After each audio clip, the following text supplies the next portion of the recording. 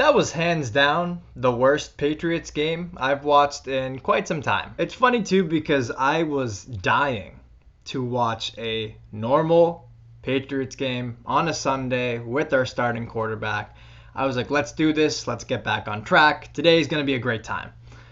Wow. Could I not have been further from the truth? Was really excited for this game. Now that I've watched it, I really wish it never happened. Really quickly, just wanted to say, please leave a like, please subscribe. You have no idea how much it helps me. And I say this at the beginning of most of my videos because it works. Usually I got a handful every time I do this. It's working, so I'm going to keep doing it. Thank you guys so much for the support. And yeah, this train keeps rolling, baby. There were pretty much zero redeeming qualities. I mean, James White looked good. Jaquan Bentley looked good. J.C. Jackson looked good. But as a whole, the offense was terrible. Guys could not get open. Offensive line had injuries galore. They couldn't run the ball. There wasn't great protection. And then when there was, we were getting coverage sacks because wide receivers could not get open. But to continue on some of these issues they had yesterday, Cam wasn't good. And again, part of it was because guys couldn't get open, but he had some horrendous throws. Cam had his worst game as a Patriot yesterday. No two ways about it. The defense could not stop anybody between the 20s. They were really good when the Broncos got towards the red zone. They held in the field goals, which kept them in the game for the whole game. But they also were giving up points pretty much every drive. And against that Broncos offense that has lots of injuries, Melvin Gordon was sick. He didn't play. Sutton's out for the year. Drew Lock was just coming back from a shoulder injury. Noah Fant also didn't play this game. There was no excuse for letting the Broncos score on the opening 6 possessions of the game. Now listen, a lot of this stuff is going to go away. And what I mean by that is a lot of their problems can be chalked up as one practice in 2 weeks, guys were out because of COVID, and injuries. Now, there's a certain amount of excuses that can be given to. There is some things that happened in this game that were just flat out inexcusable. Like, they were bad, and again, a lot of it was because of COVID, because of injuries, the lack of practice. But they were bad even with that stuff. I mean, the Broncos are not a good team. Their defense really isn't that good. And offensively, they're nothing to write home about either. Even Bill had a weird game. Like, there was just nothing went right yesterday. And despite all of that, despite everything going wrong, nothing clicking, everything was off, despite all that, somehow, you were still in that game at the end. Because I don't know what the fuck is wrong with the Broncos coaching staff. I don't know who was calling the plays during the last 6 minutes. He might have an extra chromosome with what I was seeing out there because he tried so hard to blow that game and let the Patriots win. You have a handful of minutes left, okay? You are in clock burning mode. You are up by 2 possessions. You just want to end the game and get the hell out of there. And you are dropping back, chucking it all over the field. What are you doing? And it was like, okay, it happened once, got a turnover from it. That could have been bad. They could have given up a touchdown. They didn't. They got away with the field goal. They get the ball back again.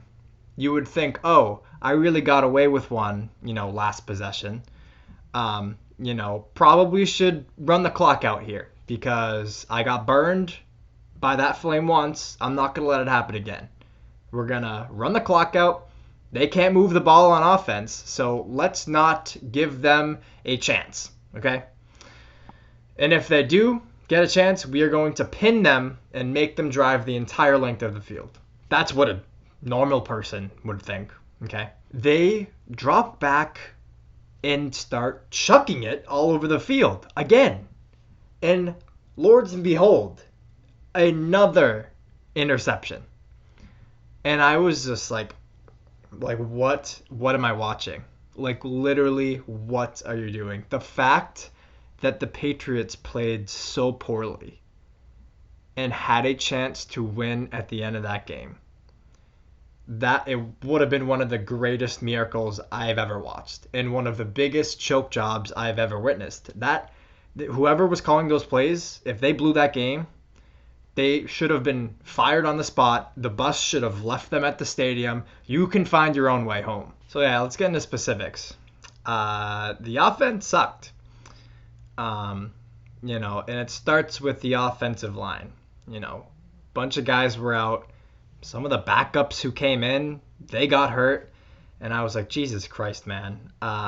They couldn't run the ball effectively. And, when that's your go-to, when you are a run-first team, which the Patriots are, and then all of a sudden you can't do that, and you have to throw to stay in a game or win a game.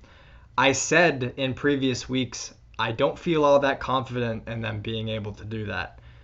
And that showed its ugly head yesterday. It was not pretty trying to move the ball. And I think that showed especially with the last drive when they needed a touchdown. I mean, they were doing, they needed to move the ball. They were desperate to move the ball. And the only way they could do it was this gadget bullshit. And now they were nice plays. The double pass to White that got like 22 yards or something. And then the pass to Cam. He broke a tackle, got like 15. I mean, those are cool to watch. But like the fact that when they need to move the ball, their only way to do it is by desperation, gadget nonsense. It's pretty bad. I mean, they were in like the last page of their playbook trying to move that ball on the final drive. Josh McDaniels was over there, saying, these guys stink like rotten eggs. I don't know how to move the ball. I don't know what the fuck to do. Just do backyard football. I don't fucking know. And, they got close, but it didn't matter. They were horrendous the whole game. Cam had some ugly, ugly throws. He was under pressure a good amount. Their best plays came when he was scrambling like an idiot. When he had a couple of long runs to, get them down the field. And that was the highlight of the game. They could not do anything organically. There were a couple times where he got sacked. Cam got sacked, and it was because he was holding the ball too long. And I say, okay, well, is it Cam's fault or is it the receivers? Well, I guess it's a little bit on Cam because you can throw it away. Okay, don't take the sack, throw it out of bounds, whatever. But it's also on the receivers, like somebody has to get open. Somebody at some point in the game has to get open. The only guy I remember who really got any separation the whole game was Damiere Byrd on a couple of plays. There was one, Cam Newton missed him on the would-be go-ahead touchdown drive at the end of the game. He underthrew him. And if it had been a good throw, probably would have walked into the end zone. I do like what I'm seeing from Bird. He seems to be consistently open. He should have a couple touchdowns this year too, but underthrows and bad placed balls have prevented him from doing so. I mean, if yesterday's game was not a glaring example of how this team needs another offensive weapon, I don't know what is. It was clear as day to me that they need something, whether it's at wide receiver or at tight end, because Izzo is god-awful, and they refuse to throw the ball Asiasi's way. He's been on the field for like 81 snaps this season. He has 0 targets. They haven't even thrown at him. They haven't even given him a chance. I don't know why you draft a tight end in the 3rd round if he's not even going to get the ball on a team that ranks dead last in tight end production. It just doesn't make sense to me. So I don't know. Zach Ertz just got hurt for 3 to 4 weeks. Maybe you can get him for cheaper than you normally would. I don't know. I like Golden Tate. I think Allen Robinson has smoothed things out over in Chicago. Maybe you look at Marvin Jones. I don't know, man. You need something. You need something. You need to give this offense another option. Because God forbid, if they can't run like they did yesterday, for whatever reason, if they just don't have it, or the line has injuries or whatever, you need to be able to move the ball by throwing it. And they can't right now. Let's talk about Bill.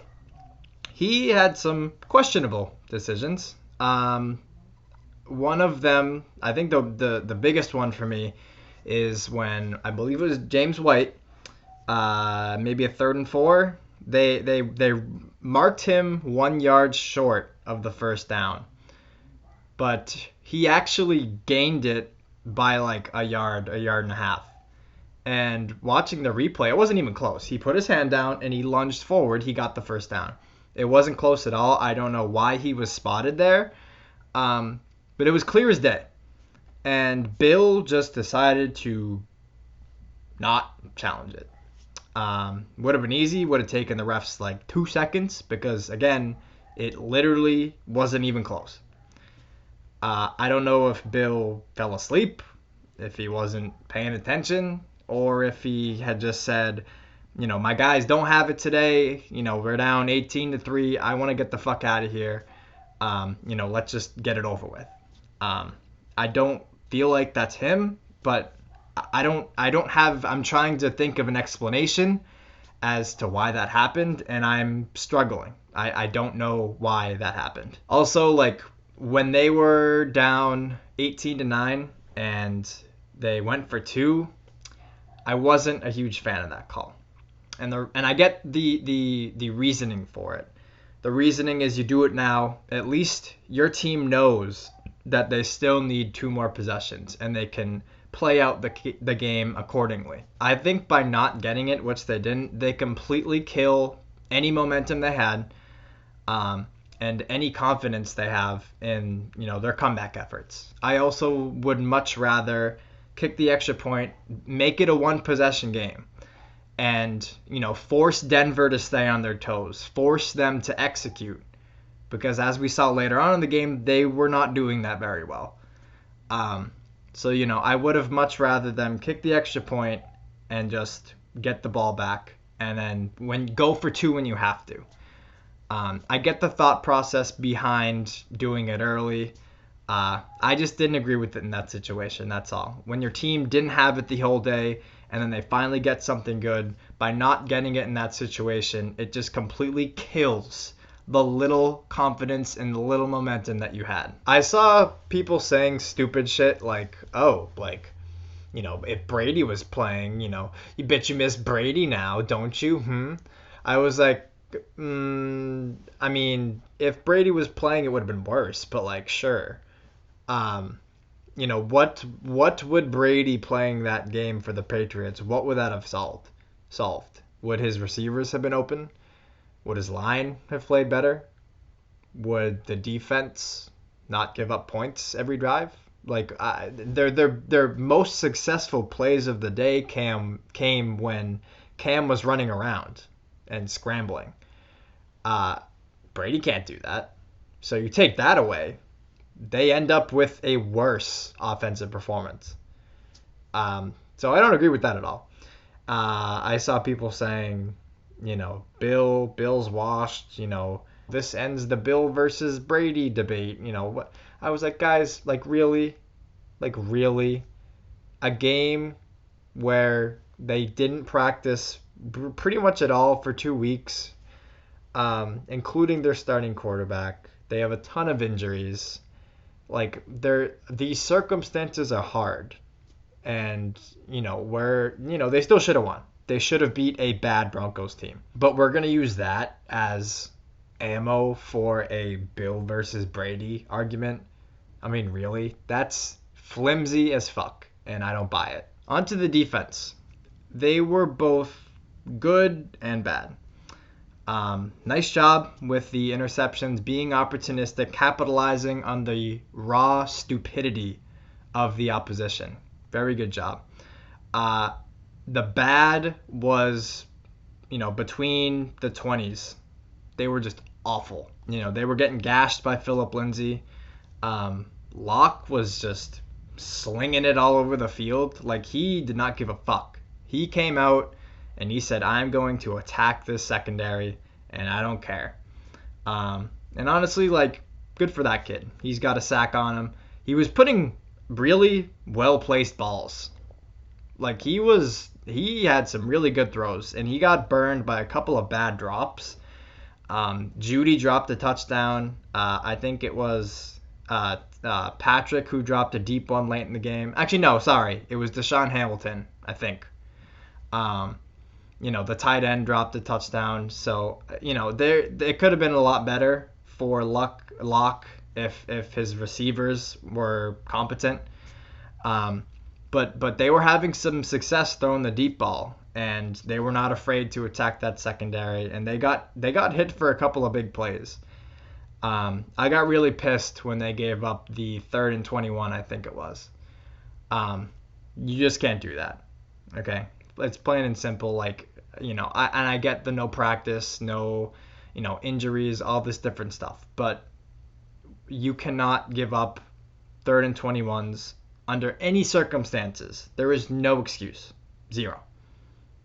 Absolutely none. There were zero redeeming qualities, really. There was nothing to like. But the silver lining here is that quote me on this, please. I am 100% confident that the Patriots will not look as bad as they did against the Broncos again for the rest of the season. That was the worst of the worst. It was their worst game, their worst performance. That is rock bottom. The only way you can go is up. I truly feel that way. And I think going forward, they will be fine. When they get a healthy O-line, when they can run the ball, that'll open some stuff up. But the glaring thing that I still think they need is, an offensive weapon. You need a wide receiver. You need a tight end. One of the two, both would be preferable, but there's no way in hell they do that.